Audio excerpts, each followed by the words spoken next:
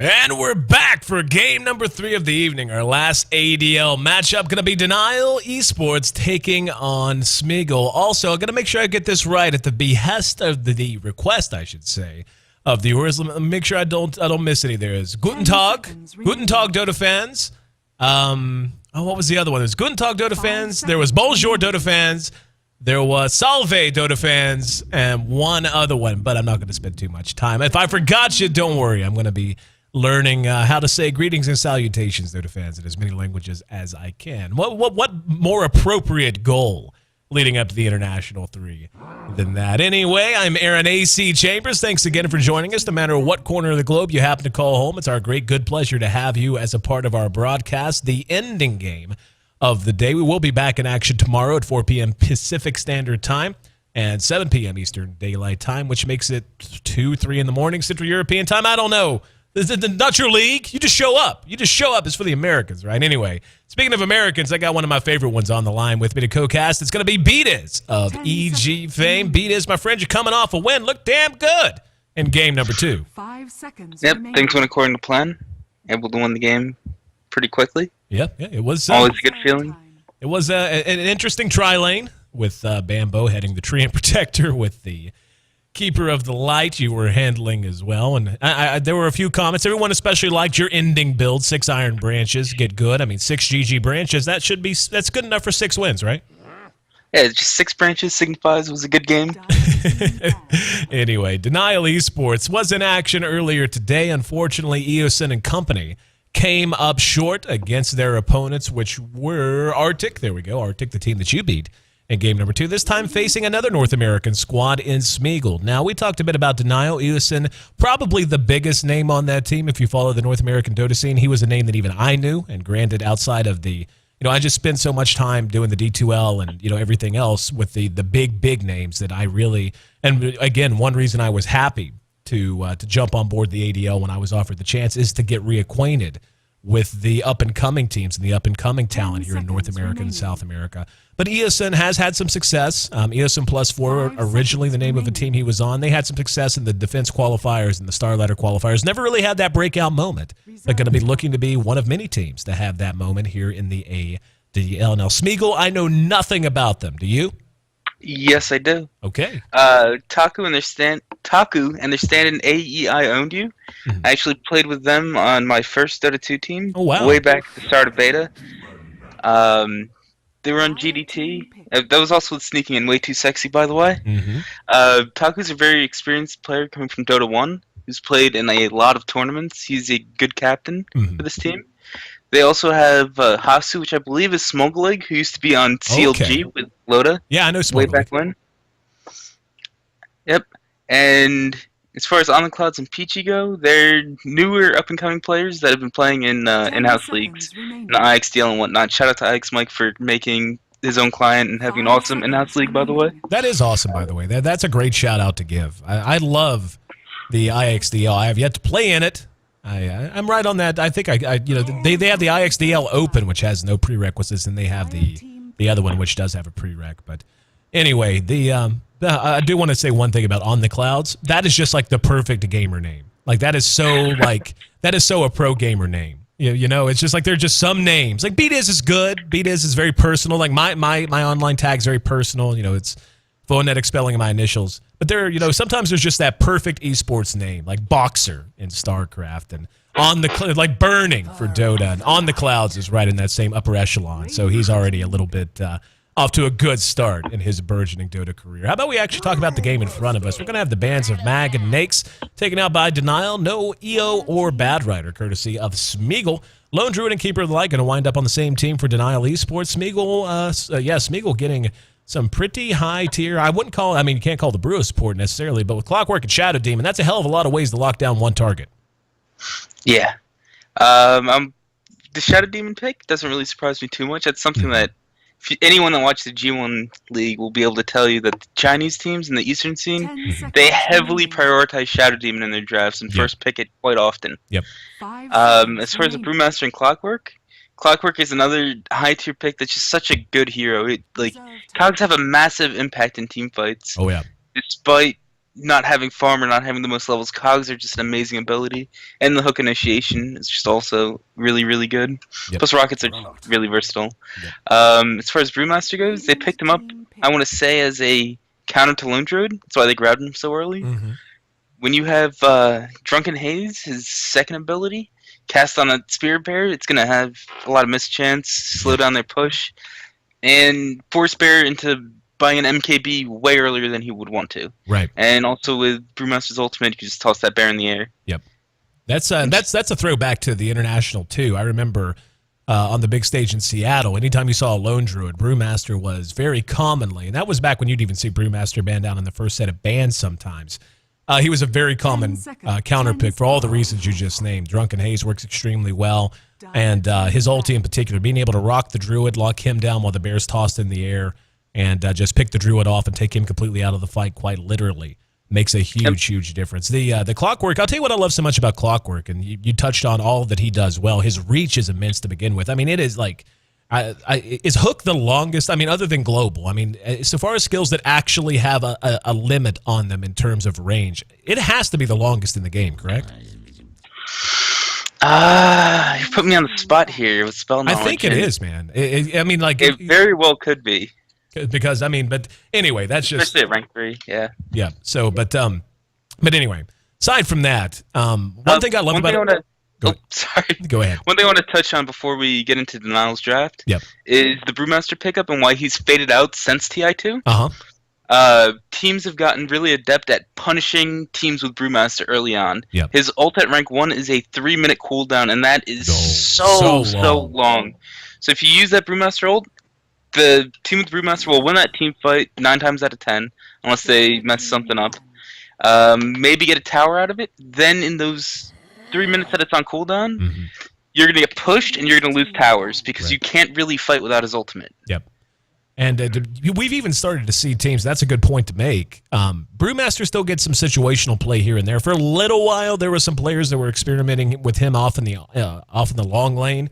But that's, everything you just named. The fact that he does want to get to his level 2 ult as quickly as he can to reduce, if not completely remove, that kind of liability. But a lot of teams that I see run Brewmaster now, instead of just looking to be super active with him at level 6, which is, for a while, that was how it was played. Like, he at level 6, you would just put people mid and push through to tier 2 because you could do that just about.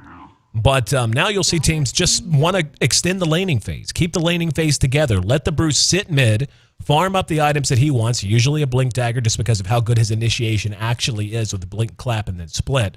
And then only at level 11 really look to put the hero through his paces. And you sacrifice a little bit of strength in his ultimate, given if he's in mid, solo mid, and gets decent experience and hits level 6 when a solo mid should, and then uses his ulti, he can easily 1v2 most heroes in the game at that point. It's just that strong that early on.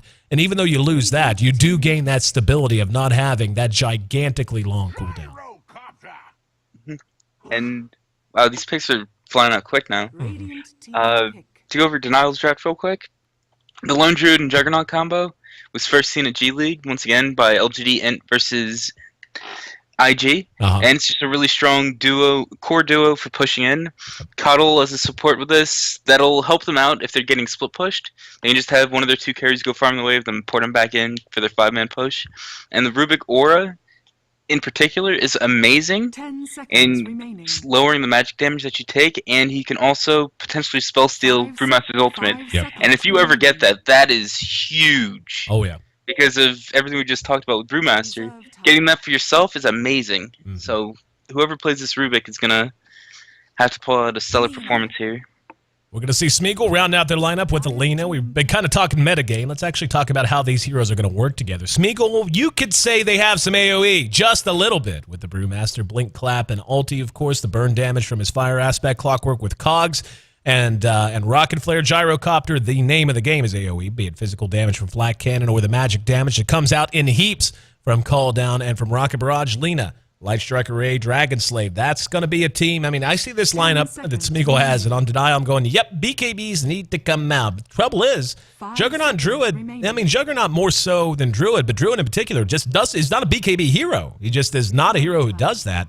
Juggernaut, same thing. Usually, he's just going to rely on his magic immunity built in with Blade Fury. And with Omni Slash, the fact that you can avoid a lot of damage. So that's actually, they're drafting a lot of magic damage, a lot of AoE damage, especially in the mid game, into a lineup that inherently does well and has a Rubik, so they have null field. Yep. The one thing that Smeagol really does have going for them this game, though, is their laning versatility. Actually, both teams have pretty good laning versatility. There's 3 heroes on Denial that can all go off lane in the Lone Druid, Juggernaut, and Beastmaster, and they could even put their Keeper of the Light off lane, but probably won't be seeing that. But having the Shadow Demon and Lina combo, those 2 heroes need to put in a lot of work early game. They could easily gank the Clockwork's lane, easily gank the Brewmaster's lane, easily gank the Gyrocopter's lane. The one hero that they have to worry about a little bit is going to be this Juggernaut. Anytime you're against a 5-man push lineup, the #1 priority you should have is disrupting their early game. If you let them get their early core items up and group as 5 and start pushing, you're in trouble. Right. You want to bring the fight to them before they get those items up, before they get those levels up that they want to get. And it looks like Denial might actually be looking to aggressive trialing with Juggernaut in safe lane, Eosyn's Lone Druid this game, which I think is a smart choice coming out of them. Yeah, without a doubt. And, it's not as if I'm a genius. Everyone knows this. One of the more stable ways, if you can get away with it, depending on the enemy team's composition, is to run that Lone Druid in the safe lane. And it's one more thing, by the way, that Lifestealer is stupidly good at, is, if you have a Lifestealer on one side, a Lone Druid on the other, and you have the Druid, you simply just can't decide to solo him that way, because the Lifestealer eats his lunch, as we saw in game number 2. But anyway, if you're able to do this, reliably run an offensive tri-lane, not only do you obviously get the benefit of a Lone Druid who's going to get solo XP and solo farm if he's in a favorable matchup, but it makes it a little bit tougher for the enemy team to try and gank that Druid in that solo lane, just because you're the one putting the pressure on. You're the one dictating the pace, invading the jungle. You have to be careful. You don't want to feed any kills, and you certainly don't want to fall behind in your tri-lane any more than you do in your solo lane. But if you can get away with it, and if you're good with your drafting, this is arguably one of the best ways to lane with a Lone Druid on the board. So we can see the creeps have spawned, and we are underway. Now taking a look at the lanes early, I just heard a smoke. Yep, they're going to smoke up immediately. Taku and On the Clouds are going to try to make something happen. Let's see if it's going to be mid that's going to be the target. It is. They're heading towards Maurispot. Maurispot going to be... It's funny, me and my friends actually did that the other day. And there's the disruption. Follow-up Light Strike Array, well-timed. Clap's going to be there. Maurice, sorry, brother. You'll be back in lane soon. First blood on the board. Short of 40 seconds into the game. Respawned, and, yep, he's got a TP coming right back up. Let me at him. Let me at him. The beauty in that gank is just amazing. That's something that we've pulled out a couple of times, we being EG. They don't know off the bat what Denial's laning situation is going to be. The one thing they know almost for certain is that it's going to be a Beastmaster mid. That's a hero that doesn't have an escape, usually bottle rushes. So if you can slow down his bottle via ganking him and force him to buy a TP to come back to lane, yep, that's good by itself, but this also lets them see what the lanes are so they know where to send their supports. Instead of just potentially sitting top lane in an aggressive tri-lane and not being able to initiate on this bear, they were instead able to just go kill mid and realize, oh hey, they're aggro tri-laning, we're to go support our Gyrocopter now. Right, exactly. Very nice move. Here we're going to have Clockwork up against the Lone Druid. Again, Eosyn, one of the bigger names on the side of Denial Esports, their lead carry player.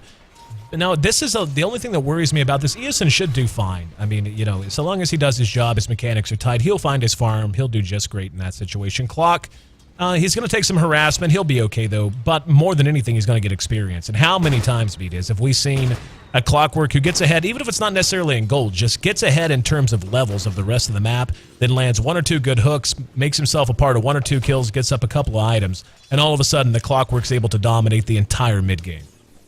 Yeah, Clock's one of those heroes that if he gets off to a good start, yep, you can shut down any potential split push that your team has by just him plus another hero equals a kill. Yep.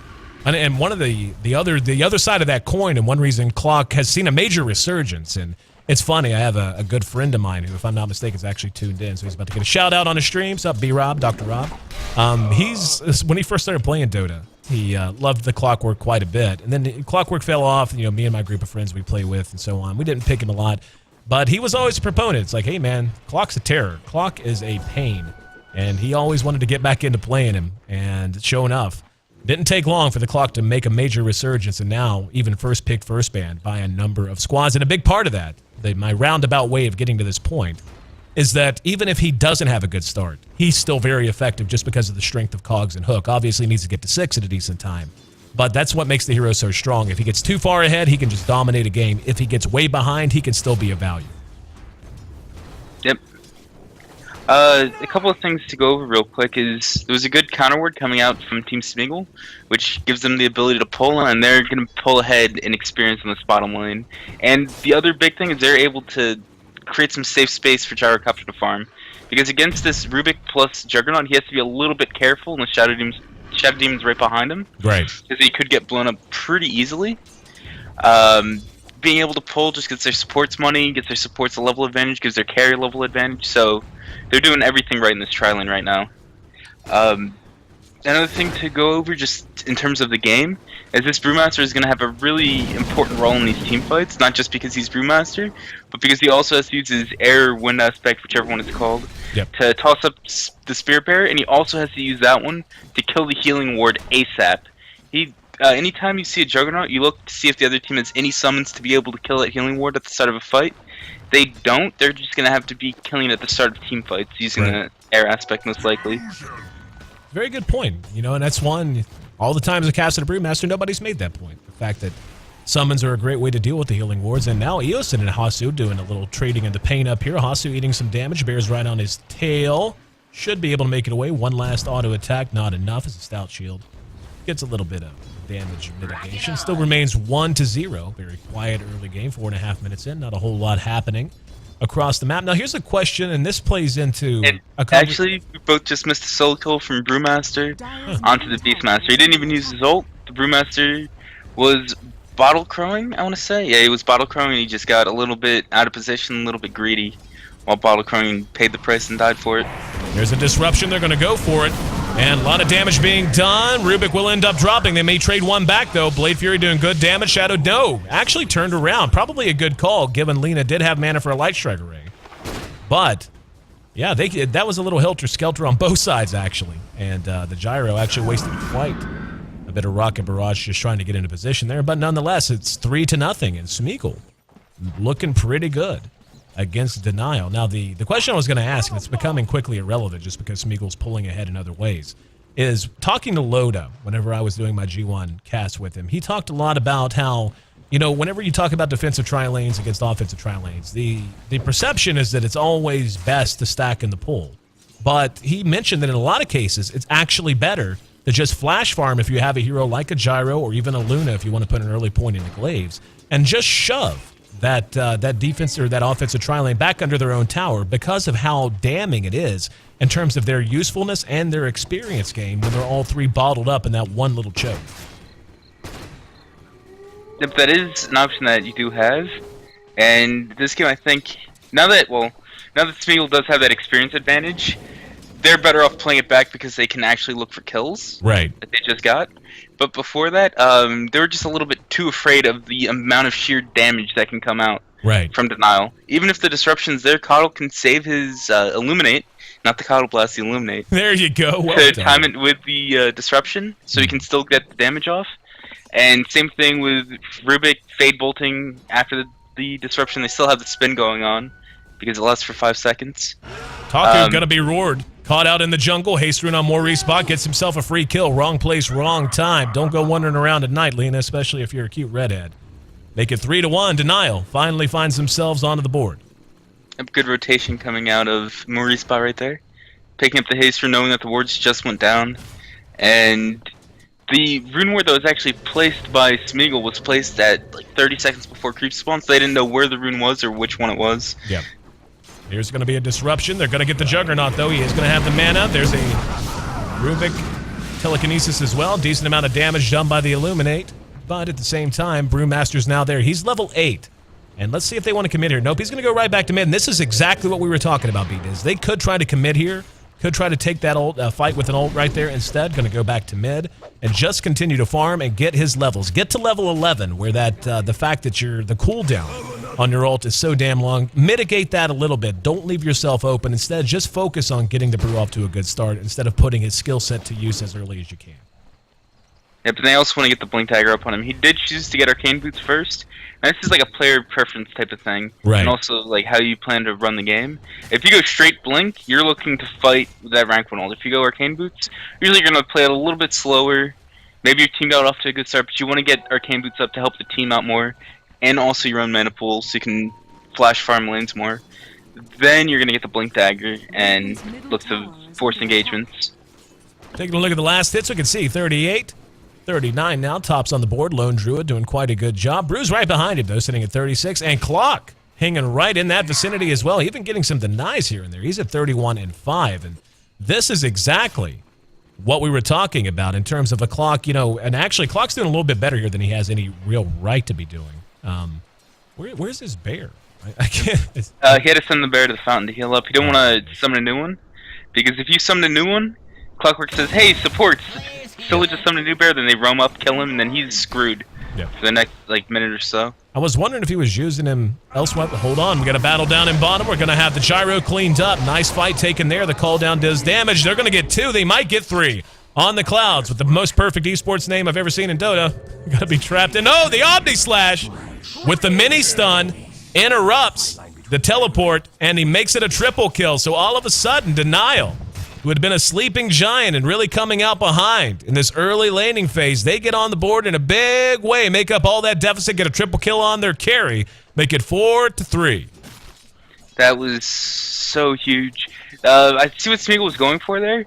They did have a fresh level 6 on their gyrocopter. They wanted to make action and go for a kill right away.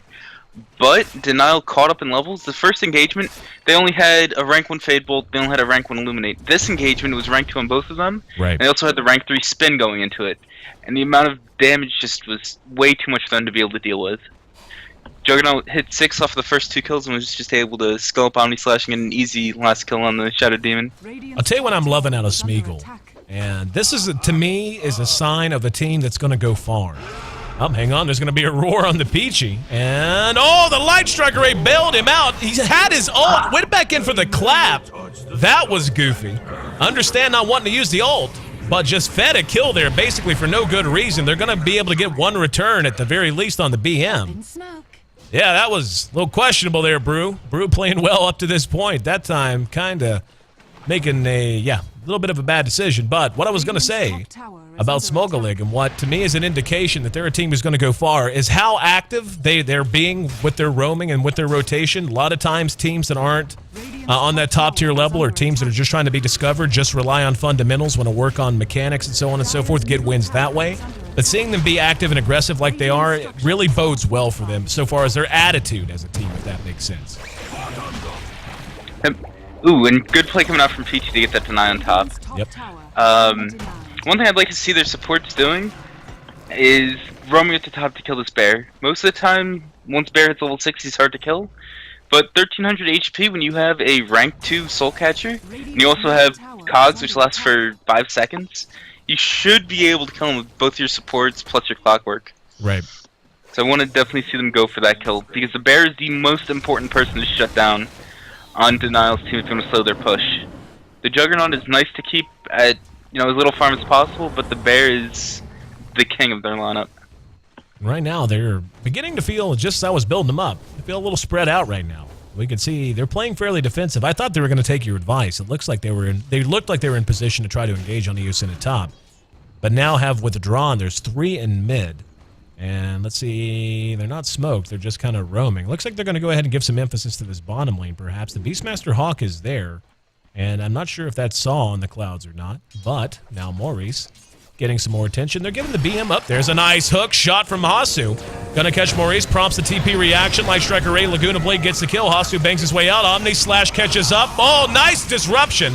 Don't know that it's gonna do oh, he does get away! Hasu making a run for it, and now another great Light Striker Ray from Taku. The ulti finally blown by the Brew, and not a moment too soon as the rest of Denial converges on mid. RCP being burned down by the fire aspect. There's the rock. That'll be another kill in their pocket, and he's going to be reassembling momentarily, making it away with none lost. Clockwork, you better buy that Brewmaster and that Lena in particular. Hell, the Shadow Demon deserves it as much as anyone. With a great disruption, buy them a brew. They just saved your butt. I mean, that was a little bit of misplay coming out of the Juggernaut. He wasn't ready for the Magic Stick coming out of Smeagol. At least that's what I'm going to assume it was. I didn't see exactly if he got it off, but I'm assuming that right after the disruption he popped off a Magic Stick, and the Juggernaut just wasn't ready for that to get enough damage in with a spin to finish him off. But once again, great play coming out from Smeagol to save his life. One difference between the two teams that I want to talk about briefly is if you look at the Clockwork and Smeagol's lineup, the Clockwork is the only one that can get those team fight items, the mech, the pipe, the force staff, those type of items. He went for arcane boots first instead of building towards one of those. Right. Granted, Clockwork has massive mana problems if you go mech first and you don't have arcane boots. Unless you go into a fight with like 10 magic wand charges or something. Right. So he could have gotten the arcane boots just because he's going mech first. I would have liked to see a force staff first out of him actually, just so he can then get the on Gyro. There's a disruption to get him out of trouble. TP reactions are there. He's going to continue to run, and he hooks in, but didn't catch the Jugger. Jugger now runs out of Blade Fury. He's going to be cleaned up behind the tower. Bruise there as well, and they may decide to go ahead and finally start to push. Maurice and Jim can do nothing but run. There's a haste rune on the Brew, though. There's the clap. Maurice is in trouble. Nope, Laguna Blade, and one last swipe of the big stick makes him another casualty. Looking at the KD, 3-1 on the SD, 3-2 on the Jugger. That Beastmaster, though, has died 5 times. Poor Maurice bot. Ganked out before a minute was behind us, has really never had a chance to recover. Another big win from SMG, and they're going to take themselves a tower. It was pure overextension coming out from Denial. If you try and dive that far to a tower, you need more than 3 heroes there. They didn't have the Rubik there, they didn't have their Syllabear there. And their Syllabear was actually just trying to finish up his armor, which he did get. The tower? So you gotta know your limitations as a team. You don't want to be making mistakes like that when you have a 5-man push lineup.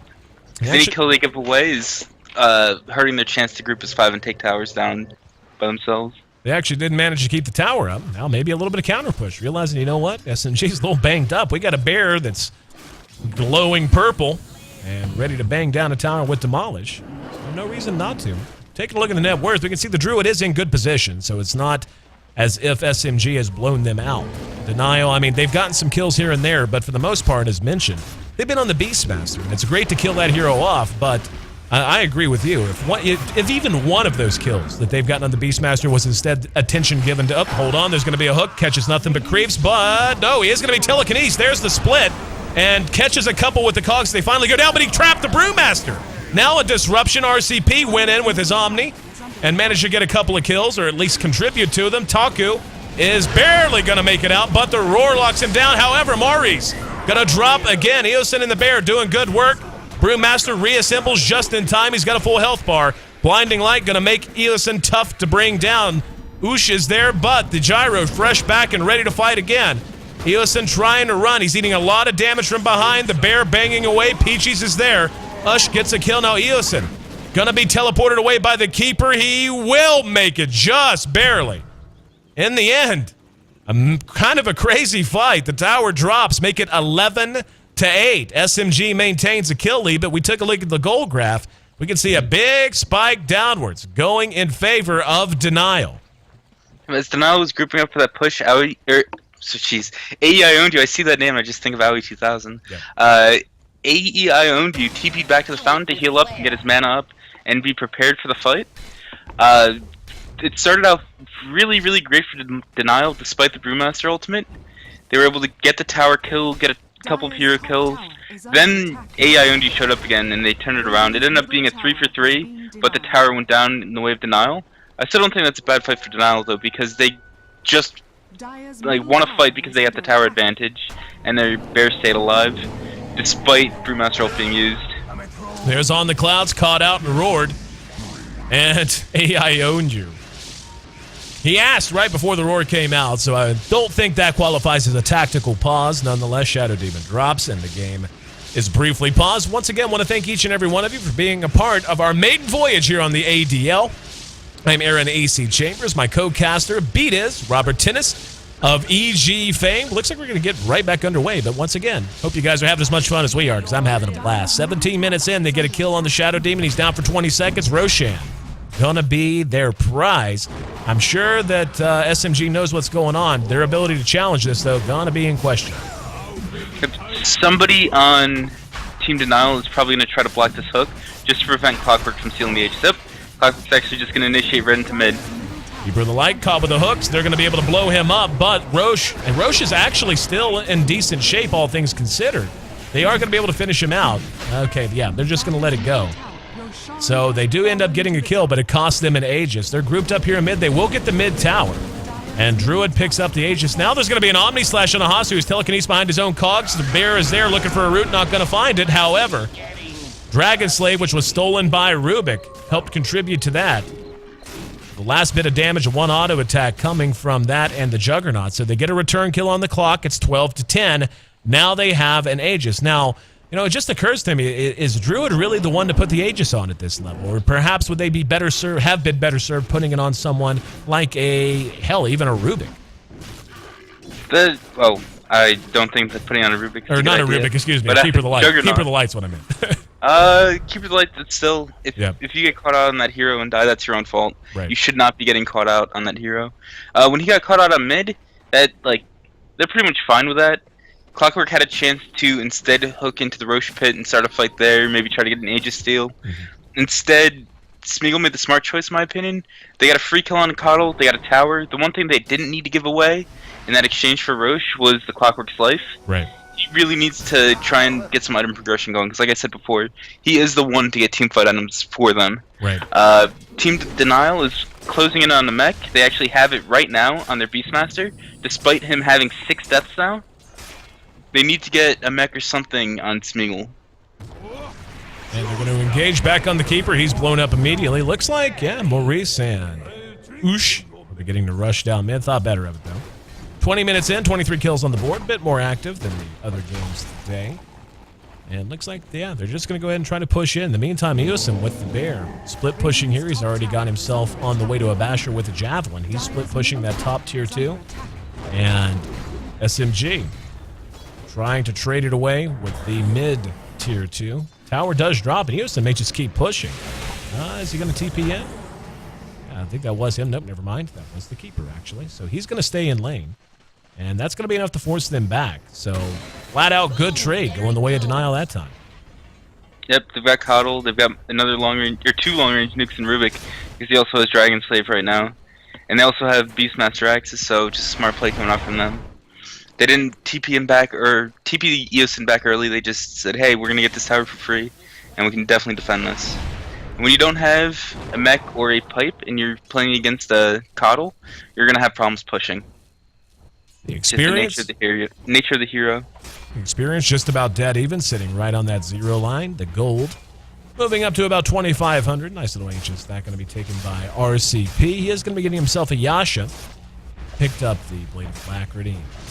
Band of Elven Skin, pretty typical stuff coming out of him. Was curious if he was going to go something typical like a Yasha into a Manta, or if he was going to go instead something like a Shadow Blade, but now that question is answered now. How urgent does Denial feel the need to put this Aegis to use? Is this just a safety Aegis, or do they feel like they need to get something done with it? They can definitely use it to just farm up items right now. The beauty of a Juggernaut plus Syllabear push strat is it's not 100% all-in. Yeah. You can fall back, and this game especially when you're against a Brewmaster, he really tapers off. Oh, yeah. Later on in the game. Like, the Syllabear, you said he was going to be going for Basher. Eosin knows his bear, he's going for the MKB. Picked up the Javelin early because it's pretty cost-effective damage, same with Demon Edge, but he just had the gold for the Javelin, so he's like, hey, I'm just going to buy this now. Yeah. Followed up with the Demon Edge, he's halfway to his last Javelin. Once he gets that up, they're going to be way stronger in teamfights because he just doesn't have to worry about Brewmaster's Drunken Haze anymore. Right. 13-10. And now they're beginning to cross the river just a little bit. Taking a look at Maurice. Yep, here we go. A little bit of trading in the paint here in mid. And is under attack. Yep, the Bears slowed down, but they will be able to pull back. RCP continues to farm himself up. Did complete that Yasha. Now, if you're in SMG's shoes here, you've got the tools to abruptly end to push, to say the least. We've seen their AoE team fighting. As you mentioned, the Brewmaster does have a Best Buy date. He is working on his Ags, by the way. He's a little over halfway to it, with the point booster already done and 1,200 gold in the inventory. And they're going to go ahead and gank here. But with this AoE potential, And we're just going to hold that thought because it looks like they're going to try to catch out Maurice. And he is... Before they smoked up, I was going to say that the best way for Smeagol to do anything right now is to gank and then push. They don't want to push straight away into 5 when Denial's ready for it. They need to smoke and then push. And even if they just smoke gank this tower right now and just go back to this tower, push this wave, and then take the tower, Denial's not going to be in position to defend it. And their lanes are okay. Bottom lane's pretty pushed in, but mid lane's okay. They're not going to get pushed mid. They know that they wouldn't be losing a tower right now in exchange. Let's see a TP from Keeper. Uses the ulti. Going to try and keep this tower up as long as he can. And he's going to be engaged upon. Peachy's there. There's the call down spin on him even. Now the rest of the team is moving in. Let's see if they want to engage or just hang back. Right now the Bear just soaking up more gold in mid. He's got enough to finish his MKB right now. And there's a hook that's actually going to connect. Manages to get the cogs down, but RCP able to Blade Fury out of it. Now there's going to be the clap and the split. They want to engage on Maurice. Laguna Blade goes off. However, Omni Slash getting the damage done. Roar onto the gyro. Good disruption. Keeps him alive. RCP trying to retreat. Another good Light Striker raid. Lock down Maurice. Let's see if they can get the kill. The rock puts him in place, and he is burned down.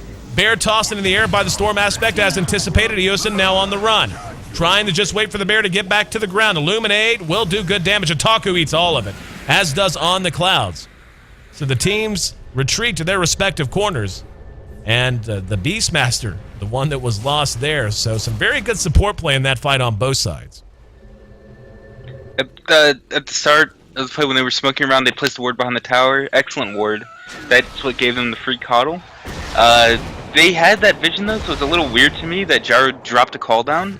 Yeah. I know AI Owned You has been pubbing. He hasn't really been playing on a competitive team for a while, so maybe it's just a little bit of inexperience coming out from him. Right.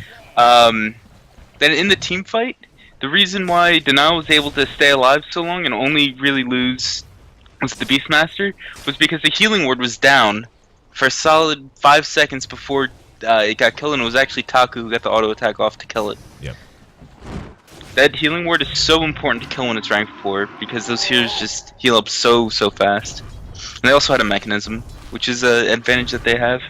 Drunken Haze, not going to be a problem for Yosin anymore. Picked up the MKB to go with that armlet as predicted. Well called beat is, as always. Take a look at the rest.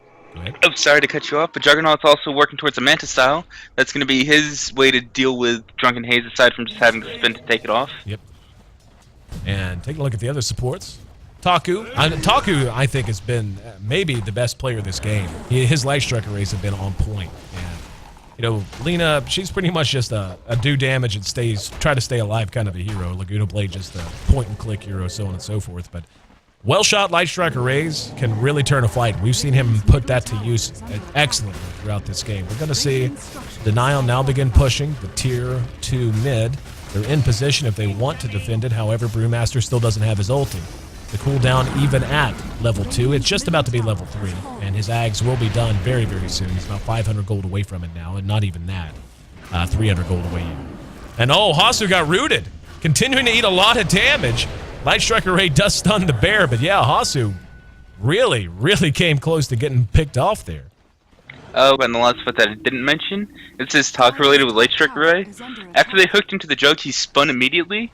Right as he came out of spin, he got stunned by a Light Striker Ray, followed up by a Laguna Blade. The Soul Catcher got on about a quarter of a second after the Laguna hit. If that Soul Catcher was up earlier, they would have just instantly killed the Juggernaut. He wouldn't have been able to get slashes off. Yep. Ooh, and a missed clap coming out of Brewmaster. Maurice going to go ahead and TP away. Disruption not quick enough. Looked like he was trying to wind up for it, but as it stands, only one outer tier tower remaining for SMG. Denial, in the meantime, maintains 3, plus a tier 1 is still standing in bottom. They never did manage to bring that tower down after shoving it about 3 or 4 times. Take a look at the gold graph. We can see it's still a very tight game.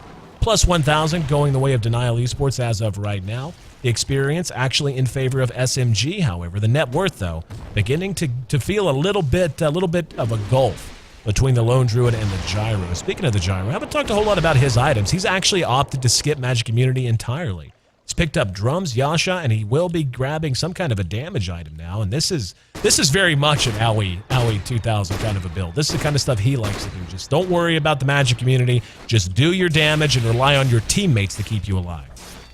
Yep, he's got a Shadow Demon to disrupt him anytime he gets roared. Right. And Shadow Demon's been pretty on point with that this game. It's really easy to play Shadow Demon against a Beastmaster. You know who he's going to roar. You just have to be there to disrupt after the roar.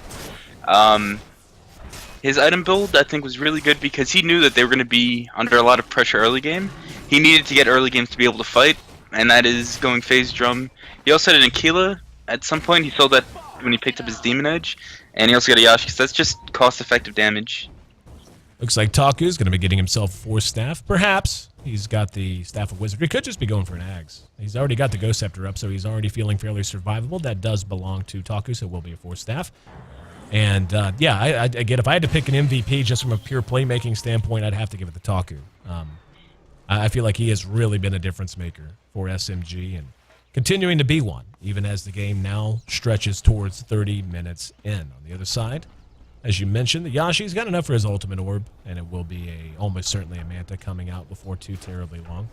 Beastmaster might actually be looking to work on a pipe as he's picked up his Ring of Regen and his cloak. Yep, there's a Bassi that comes out.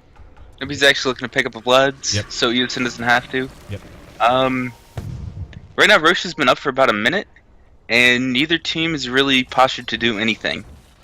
I'd expect some kind of group as 5 push or smoke gank to be coming out from one of the two teams. Or even just Edison's team de-warding around the pit, getting map vision, and then just poking at Roshan a little bit to try and force something out of Smeagol. But instead, both teams are just content to farm around the vicinity of the Roche pit. Push? With what Denial's doing, sorry to catch you up again, they've got a Coddle on their team. If you're going to not go for Roche, you're not going to, and the other team's not pushing you, or pressuring you at all, why don't they have someone farming top? They can Coddle port the Juggernaut back to them, or the Lone Druid. Both of them can farm safely up there and still get Coddle ported back. I should say fairly safely, especially the Lone Druid if he sits in fog with just his bear heading it. And as we actually see a smoke coming out from Yosin. Brew has completed his Scepter, has the Blink and the Arcane Boots to go with it. And Rubik, yeah, just about done with his, I was going to say, he's going to add a P to his name with the 4 staff. And here comes the complexity wraparound. The complexity wraparound. Double smoke. They're going to run right into each other. Brew's going to be spotted. Blinks away. And looks like they don't want to fight full-on 5-on-5 right now. Feeling like they're at the disadvantage, falling back to the safety of their Tier 2 tower. That's going to open the path to Roche if Denial wants to take it. RCP, now the Bear's going to spawn him out. There's the blink, now the clap, and the split. They're going to a nice hook right on top of the Druid.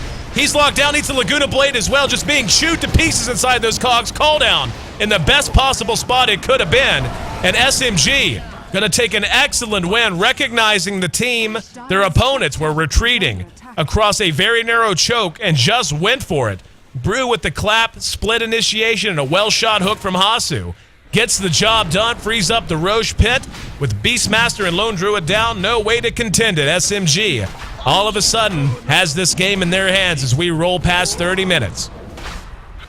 A couple things with Peachy and Brewmaster blinking away there. That was the best decision to make for a number of reasons. The most important one being right when he's revealed, if he blinks into them, when he's revealed, the Rubik could have telekinesis targeted on him, or the Beastmaster could have Primal Roar targeted on him. They just instantly disable him as he blinks in, so he can't get that clap ult off. Yep. So it's just smart to blink away.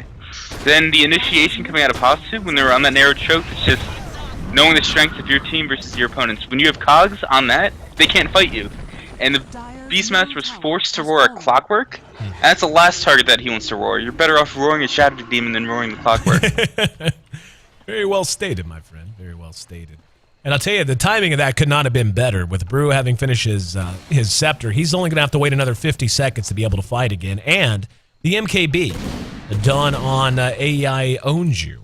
The MKB guaranteeing that not only is he hitting hard, hitting in excess of 240 damage, but he's going to be able to siege these towers from quite a distance away once he gets to the Tier 3s. He'll be able to siege from the low ground reliably.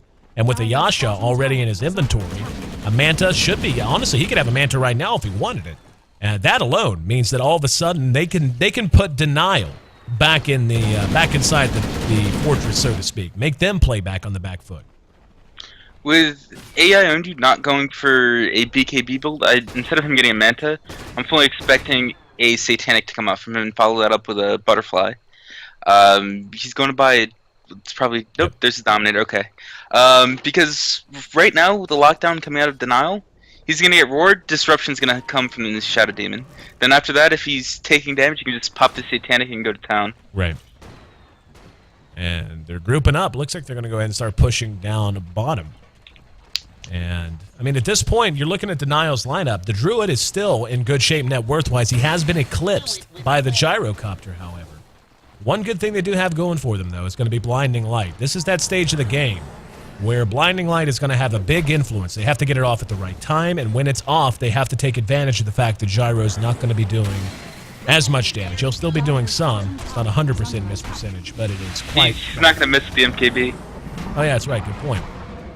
Very, very good point. So, yeah. Little brain fart from out AC there. Yep. It happens more often than I'd like. More often than I'd like.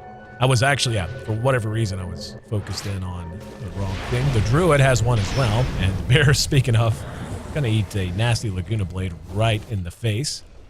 But yeah, I mean, let's talk about, Denial. Obviously, since I was wrong, and that was the one bright point I saw for them, what can they do? I mean, they still have some good damage, and the Druid's not in bad shape. But at this point, too many key items are out for SMG. You've got the Force Staff on Lina, you've got survivability with the Ghost Scepter on Shadow Demon, Blink, and Scepter. Out on the Brewmaster, Gyrocopter is going to have his Satanic, like, right now, or if not right now, in about the next minute. And Clockwork even with a Ghost Scepter. I mean, it just feels like their inventories are too full. Yeah, the fact that there's 3 Ghost Scepters forced this Juggernaut into buying a Diffusal Blade so he can try and force it out, purge it off, then ult. That just kind of sucks for Juggernaut, to be honest. He wants to be getting bigger items right now. He doesn't want to have to get a Diffusal Blade. Yep. And the fact that the 2 supports are so rich as well as the Clockwork, being able to afford these Ghost Scepters just shows you that SMG has been winning these team fights and getting these towers down. Speaking of rich, gold has taken a very, very ugly turn if you're a Denial Esports fan. Now up near 7,500 gold to their advantage. And coming up on 10,000 experience as well. 17-10, SMG in control of their own fate, and now smoking and invading into the dire side jungle, using the Brewmaster as bait up in top lane. They rotate now to mid, and they're going to find, there's a disruption, so a little bit of miscommunication. Cogs go down, and Maurice is dead regardless. So that's going to be another free tier 2. Yep, and that was going to be a free tower anyway. Yep. They just smoked and they were able to get a pick off, which will let them siege the high ground. Beastmaster doesn't have a buyback, of course. Smeagol doesn't really know this, but him being down for 40 seconds, they're going to force out the glyph, and they're also going to be able to siege this for a little bit. Illuminate does some damage, but even Illuminate beginning to not feel quite as effective. Just 3 points into Illuminate at that. I mean, that just shows you how under-leveled he is in comparison to the rest of the map. Sitting at level 9 and level 19 for Gyrocopter. So that's even becoming a factor. And the Bear doing what he can, but now eating a lot of damage. Laguna Blade blows him up. Calldown's going to whiff. And wow, they're just going to rush right through and Illuminate and go for it after the Brewmaster ulti. We're going to see Rubik cleaned up. Euston's next. Ulti goes off from RCP. He's chopping wood, going to work on Taku now. Will be tossed in the air via the Storm aspect. Will Blade Fury his way back to safety. The axes come out from Beastmaster, though. And just to be honest, that was a little goofy. I mean, that's... they dove that. I mean, they're going to be able to probably get the tier 3 here as Peachy reassembles. They do still have 2 up. Glyph does come out, though. But yeah, it's the entire team rushed through and Illuminate, so they arrived, missing a considerable amount of health. And they may get the racks, actually. Let's see, yeah. But at the same time, Beastmaster is such a core part of Denial's lineup. Not just himself as a hero with Roar and Axes, but he also has Inner Beast Aura, Vlad's Aura, as well as their Mechanism. So they knew that they were way stronger with him down, and they just went for it. Plus, they had the Aegis as a failsafe.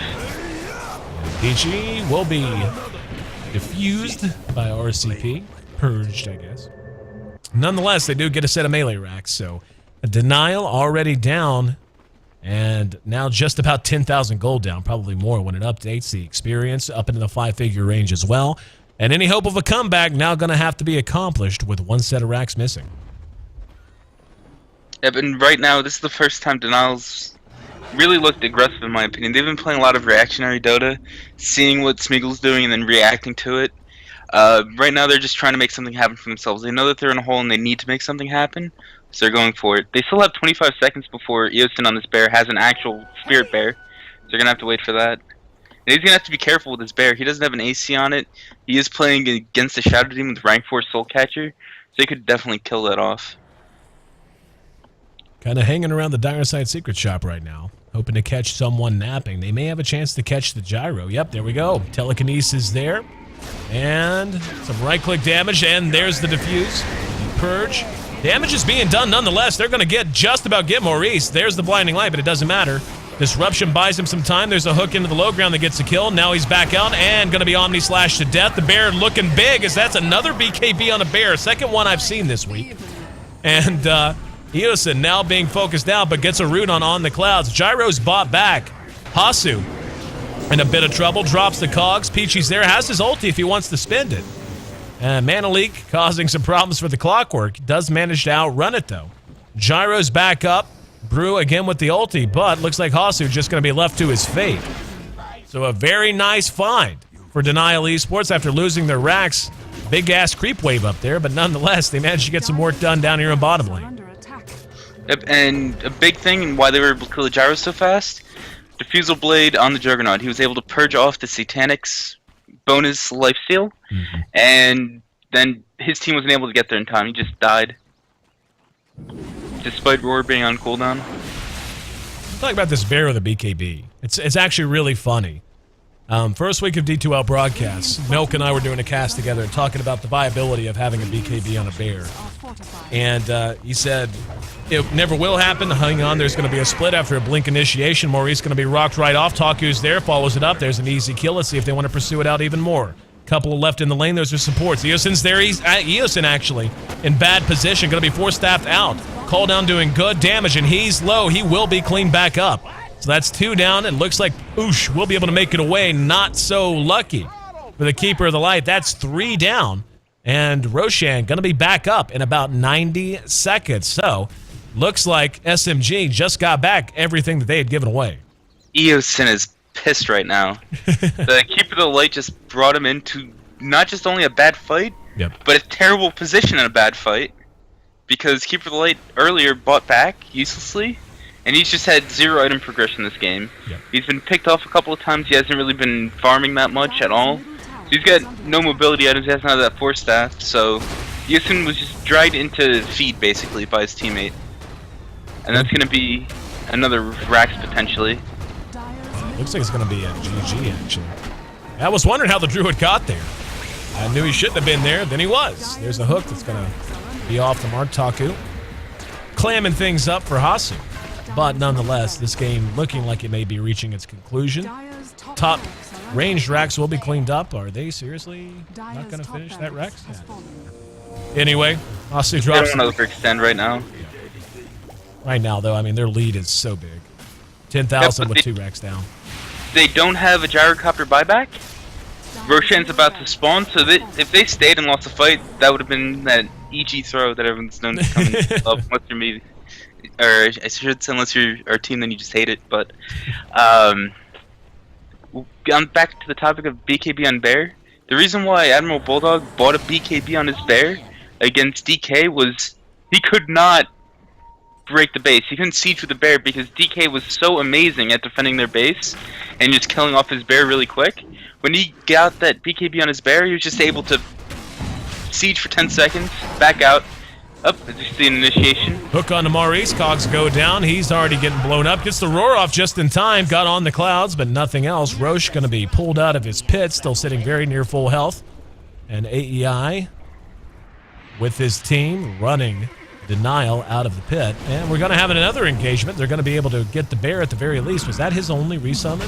Yep, that's his only Bear for a minute. So that's a lost Roshan. Yep. Anyway, he was just able to siege for 10 seconds in that game, then 9 seconds, then 8 seconds, etc. This game, he gets the BKB so his Bear doesn't get thrown in the air by Brewmaster. Yep. And Battery Assault is pretty annoying if his Bear is hitting the Clockwork or around the Clockwork, but it's mainly for the Brewmaster's ultimate throwing it up in the air. Roche drops, that's going to be cheese. Immediate smoke up, and Peachy actually takes the cheese that time. Aegis back onto the gyrocopter. He's got himself a satanic. He's got himself a eagle song as well on his way to a butterfly, and this is going to be some ugly damage. Never mind.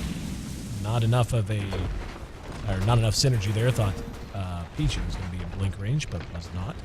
Last set of racks, though, and they can just siege this out, force a fight. This is going to be the last stand of Denial.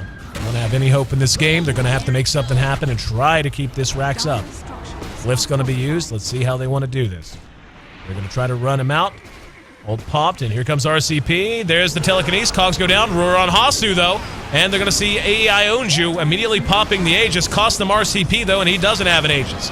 The split from the Brewmaster helping them pursue out the rest of the team. Eosin way up front, left to his own devices. The Bear made a non-factor. Gets off one route. Looks like On the Clouds might die, and he will. Irrelevant, though, as the GGs are called. 43 minutes, 48 kills. Denial. This was actually a really good game. I mean, you look at the ending gold and the ending experience, and it seems a lot worse than it was. But for the majority of this game, up until about 10 minutes ago, it was still anybody's game. Yep, I think the biggest factor in this game was the aggressiveness coming out of Smeagol as a team. Taku, as an individual, led them, and they played just really, really well as an aggressive team. Meanwhile, Denial was sitting there just reacting to everything that Smeagol was throwing at them, and when you're reacting, you're going to make more mistakes, it feels like, right now, in Dota's current metagame. They just weren't able to recover. And the Ancient being chipped away. And our first day here at the ADL is officially in the book. Successful broadcast, I'll tell you why, because we had good Dota, had good people in, and had a lot of fun. Once again, want to thank you, Beatus, for being a part of the broadcast. I always look forward to your insights and catching me out in the midst of my numerous, recurring brain farts. But before we let you go, my friend, tell us, where can people find more about you? You can follow me on Twitter, @BeatusDota. You can also watch me stream on Twitch TV/Beatus. There you go. Once again, Robert Beatus Tennis of EG's fame. Make sure you catch him in EG in action every single time they play. My friend, thanks again. Hope to have you back on soon. Hopefully I will be. Also, one last thing real quick. I'd like to thank my sponsors. There you go. Raid Call, Monster Energy, Kingston HyperX, Razer, Astro, Intel, and Inwin. Very nice. Well done. Reading through it like a pro. It's got the list membered. All right, my friends, you enjoy your evening. That was Robert Beatus Tennis providing the analysis here on our first day of the ADL. Put it in the books. EG gets a win. Arctic got a win, and now SMG finds themselves a win. Denial not off to the best start here, unfortunately. Don't worry, there's still a lot of Dota to be played and a lot of fun to be had. They're down 0-2. SMG improves to 1-0. EG 1-0 in the standings. 43 minutes, 45 seconds the official game time. 30 kills to 18 kills. The final kill score. Once again, this has been a production of the American Dota League. I want to thank each and every one of you for tuning in and making this initial broadcast hopefully a successful one. Brand new tournament. I'm sure it's going to take some time for us to pick up steam, but we'd love to have you back for each and every broadcast. So make sure you hit follow. You're on twitch.tv/American Dota League. You can follow me on Twitter as well.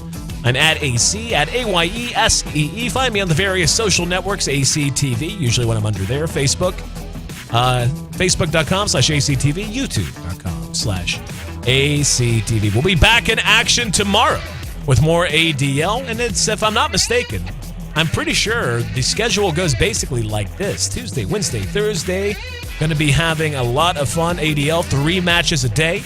Then we'll have 5 on Friday and 6 on Saturday. So I'll be here for each and every one of those, and hopefully you guys will be too. Thanks to Sean and company for helping to host the tournament, and to our Portuguese caster. I can't remember. I'll remember. I'll learn it soon enough. But all the staff that we have in the background, of course, to the teams and to the players, and to everyone else helping to take NA Dota and SA Dota to the next level. Playing me out. This is Pretty Lights with Gold Coast Hustle. We'll catch you next time, guys. See you tomorrow.